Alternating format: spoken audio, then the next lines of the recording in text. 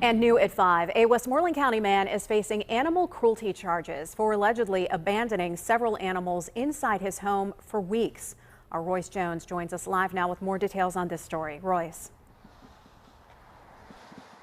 Kim, the suspect, 34-year-old Howard McCloy, turned himself in here at Magisterial Court yesterday. He was arraigned on multiple charges, including animal neglect and animal cruelty. According to this criminal complaint, he left the animals inside of his home after he was evicted.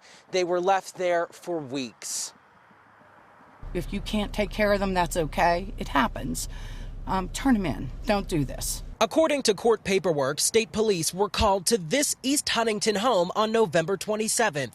The homeowner was there making sure former tenant, 34-year-old Howard McCloy, was gone. He was evicted 2 weeks prior. When I went to the door to make sure they were gone, the dogs were still in there, and I called the state police. The landlord tells KDKA the locks were changed on her. Troopers slid into the home through an open window and say the house was in deplorable condition, with bottles of urine, human and animal feces everywhere.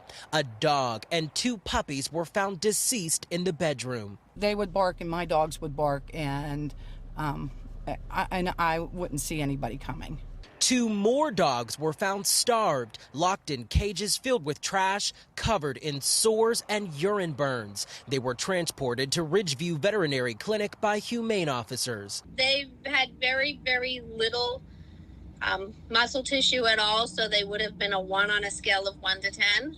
These are the dogs now, currently doing well in the care of All But Forgotten Shelter in Irwin. I think they will make wonderful pets. Amazingly, these 2 dogs have every reason to distrust and dislike humans, but all they wanted was to be held, petted, and loved. Prince and Princess are said to be around 1 year old. Both should be available for foster by January, according to the vet. They're both going to need some work as far as training and basic manners because essentially they know nothing. They are cute, and they have come such a long way in such a short period of time. 2 cats were also rescued from that home. McCloy was released on his own recognizance, and he has a preliminary hearing scheduled December 23rd. Meanwhile, I'm told that police are also investigating a woman who was living in that home with him at the time. We are live in Westmoreland County tonight. Royce Jones, KDKA News.